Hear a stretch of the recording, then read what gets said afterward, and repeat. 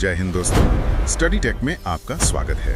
और इसी जबरदस्त ऊर्जा को आगे बढ़ाते हुए मेहनत इतनी खामोशी से करो कि कामयाबी शोर मचा दे। आज का हमारा जो ये डीप डाइव है ना, वो बिल्कुल इसी कामयाबी की तरफ एक बड़ा कदम है। आज हम हिंदी ग्रामर के सबसे डरावने टॉपिक यानी वाक्य रचना और उपवाक्य को कवर करने वाले हैं। हाँ, और आज हमारे पास जो स्टडी टेक के नोट्स और स्लाइड डेक्स आया है ना, वो सच में कमाल के हैं। पता है सबसे अच्छी बात क्या है इनकी? इन्होंने रटने वाली पुरानी टेक्निक को बिल्कुल बाहर फेंक दिया है। एकदम सही। देखिए, पहली स्लाइड में ही इन्होंने एक किताब और एक आवर्धक लेंस यानी मैग्नीफाइंग ग्लास दिखाया है। मतलब साफ है दोस्तों, आज हम ग्रामर को रटेंगे नहीं, बल्कि उस लेंस को लगाकर उसके लॉजिक का पूरा पोस्टमार्टम करेंगे। बिल्कुल। आज हम इन वाक्यों की बनावट और उनके अर्थ दोनों का सर्जिकल स्ट्राइक टाइप एनालिसिस करने वाले हैं। हम देखने वाले हैं कि आखिर एक सेंटेंस अंदर से बनता कैसे है। तो चलिए इस डर को थोड़ा आसान बनाते हैं, यानी एकदम एग्जाम में आग लगाने वाली ट्रिक्स पर आते हैं, जिससे 100% सही आंसर आए।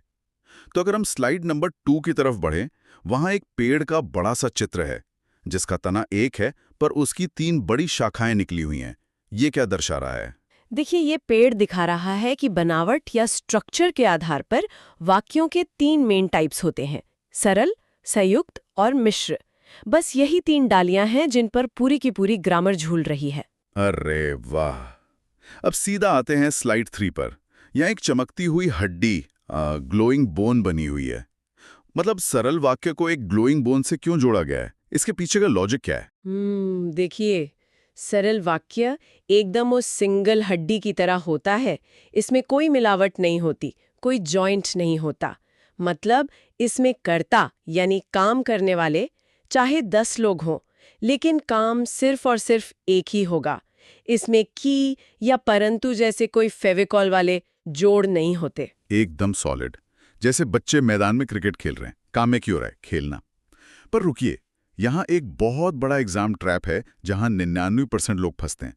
अगर मैं कहूँ राम, श्याम और मोहन स्कूल जा रहे हैं, हाँ, ये वाला यहाँ तो और लग गया ना, तो लोग पूछेंगे कि भाई ये सरल वाक्य कैसे हुआ? इसमें तो शब्द जुड़ गए। सही पकड़ा। यही तो सबसे बड़ा जाल है। रट्टू तोते यहीं आकर फंसते हैं। आप खुद सोचिए, यहाँ और क्या कर रहा है? क्या वो 2 अलग-अलग वाक्यों को जोड़ रहा है? नहीं, वो तो बस राम और श्याम को। एग्जैक्टली। वो सिर्फ शब्दों को जोड़ रहा है। जाने का काम तो एक ही हो रहा है ना, क्रिया एक ही है। तो सिंगल हड्डी वाले रूल के हिसाब से ये 100% सरल वाक्य ही है। क्या बात है! काम एक तो सरल वाक्य एक। अब आगे बढ़ते हैं स्लाइड नंबर 4 पर। यहाँ आप संयुक्त वाक्य यानी कंपाउंड सेंटेंस के लिए 2 बराबर के पहलवान दिखाए गए हैं। भाई ये पहलवान क्यों आपस में लड़ रहे हैं? लड़ नहीं रहे हैं, दोनों बराबर की टक्कर के हैं। संयुक्त वाक्य में 2 आजाद सेंटेंसेस होते हैं। अगर आप उनके बीच का कनेक्टर हटा देना तो दोनों का अपना पूरा मतलब निकलता है। अच्छा, यानी दोनों अपने पैरों पर अकेले खड़े हो सकते हैं। हाँ बिल्कुल। इसकी ब्रह्मास्त्र ट्रिक ये है कि आप और, तथा, या, परंतु, लेकिन ऐसे कनेक्टर्स ढूंढें, जैसे वो सुबह गया और शाम को लौट आया। अगर हम और हटा दें तो दोनों सेंटेंस आजाद हैं। सुपर्ब! पर दोस्तों, इसी स्लाइड पे मिश्र वाक्य यानी कॉम्प्लेक्स सेंटेंस के लिए एक मालिक और दूसरा गुलाम की एनालॉजी बनी हुई है। एकदम फिल्मी फील आ रही है। ये मालिक और गुलाम का क्या चक्कर है? देखिए, मिश्र वाक्य में हमेशा एक सेंटेंस बॉस यानी मालिक होता है और दूसरा उस पर कंप्लीटली डिपेंडेंट होता है यानी गुलाम। एक के बिना दूसरा अधूरा सा लगता है। दोनों का अकेले कोई खास वजूद नहीं होता। यानी अगर मैं अचानक कहूं कि जब मैं स्टेशन पहुंचा, तो आप आगे वेट करेंगे कि हाँ भाई फिर क्या हुआ? वही तो। इसकी ट्रिक बहुत आसान है कि, जो, वह, यदि, तो। और अगर वाक्य के बीच में सिर्फ छोटा सा की आ जाए ना, तो बिना सोचे मिश्र वाक्य पर टिक लगा देना है। वाह! अब इसी स्लाइड 4 पर नीचे एक स्टॉप वॉच और सोने का सिक्का बनाएं दोस्तों। ये हमारा 10 सेकंड का सुपरविजन गेम है। एक क्रिया दिखे तो सरल, और या लेकिन आए तो संयुक्त, और की या जो दिखे तो मिश्र। 1 नंबर पक्का दोस्तों। सही कहा। लेकिन खेल यहाँ खत्म नहीं होता। अब आती है स्लाइड नंबर 5। यहाँ अचानक से पजल के टुकड़े बने हुए हैं। ऐसा इसीलिए क्योंकि मिश्र वाक्य के अंदर जो गुलाम या आश्रित हिस्सा होता है ना, उसके 3 और टुकड़े या उपवाक्य होते हैं। हाँ, वो क्लॉजेस वाली बीमारी अच्छे अच्छों का दिमाग खराब करती है ये। चलिए इसे सॉल्व करते हैं स्लाइड 6 से। यहाँ एक जादुई छड़ी बनी है और उसमें से बड़ा सा की बाहर निकल रहा है। ये संज्ञा उपवाक्य यानी नाउन क्लॉज का क्या जादू है भाई? ये सबसे आसान जादू है। अगर एग्जाम में अंडरलाइंड हिस्सा की से शुरू हो रहा है तो वो पूरा का पूरा सेंटेंस एक संज्ञा यानी नाउन का काम कर रहा है। जैसे राम ने कहा कि वह कल दिल्ली जाएगा। अरे गजब! चुटकी देखा और छोटी जादुई छड़ी घुमाकर सीधा संज्ञा क्लॉज पर निशाना लगा दिया। अब स्लाइड 7 पर देखिए। एक चमकता हुआ हीरा यानी डायमंड बना है। ये विशेषण उपवाक्य यानी एडजेक्टिव क्लॉज के लिए है और बगल में लिखा है जे परिवार की ट्रिक।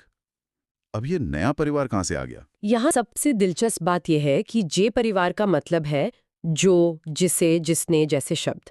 जब कोई सेंटेंस किसी दूसरी संज्ञा या सर्वनाम की क्वालिटी बताए, बिल्कुल जैसे हीरा किसी की चमक और कीमत बढ़ाता है, तो वो विशेषण उपवाक्य होता है। ओह, अच्छा।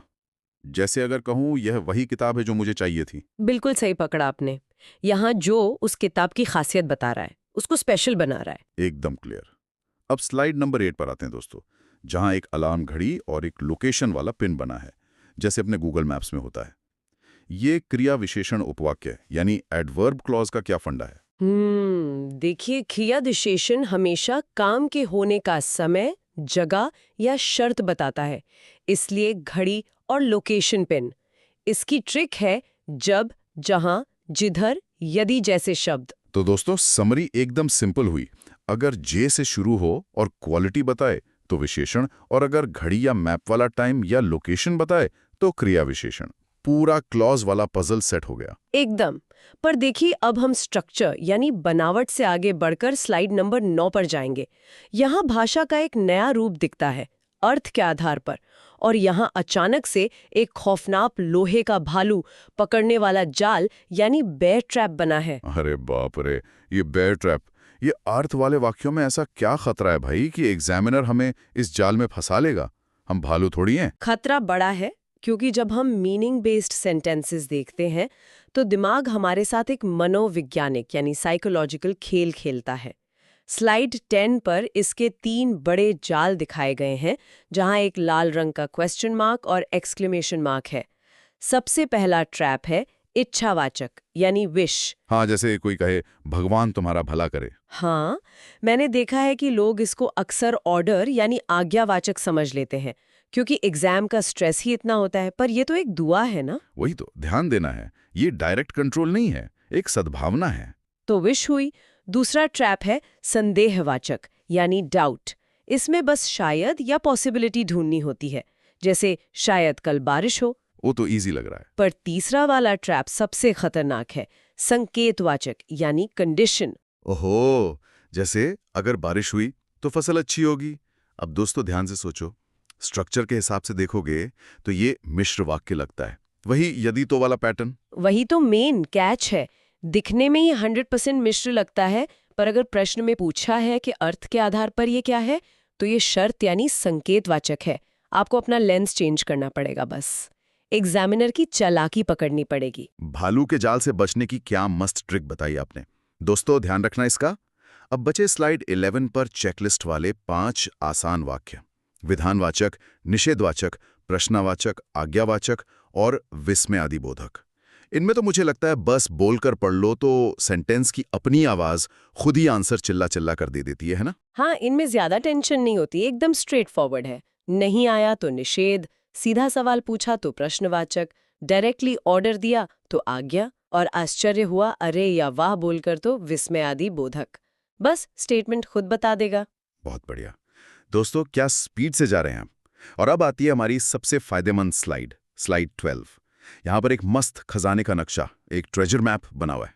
दोस्तों ये नक्शा आपके एग्जाम से ठीक पहले वाली मास्टर चीट शीट है। बिल्कुल। इस एक पन्ने में हमने तीनों संरचना के आधार, तीनों उपवाक्य वाले क्लॉजेज और अर्थ के आधार वाले सारे ट्रैप्स कवर कर दिए। यानी एग्जाम हॉल के बाहर सीढ़ियों पर खड़े होकर बस एक बार इसे देखना है और पूरे ग्रामर का टेंशन खत्म। एकदम सुपर पावर। सही में। और इस मास्टर मैप को फॉलो करके हम सीधे स्लाइड 13 पर पहुंचते हैं, जहां बनी है एक बड़ी सी चमचमाती हुई चैंपियन ट्रॉफी। ये साबित करती है दोस्तों कि स्मार्ट स्टडी, ट्रिक्स और लॉजिक ही सच्ची सक्सेस लाती है। हाँ, गधे की तरह बस रट्टा मारने से कुछ नहीं होता। और वैसे अगर हम इस पूरे कॉन्सेप्ट को थोड़ा सा और बड़े परिदृश्य यानी बिगर पिक्चर में देखें तो हमें समझ आता है कि ग्रामर कोई अजीब से पुराने नियम नहीं है।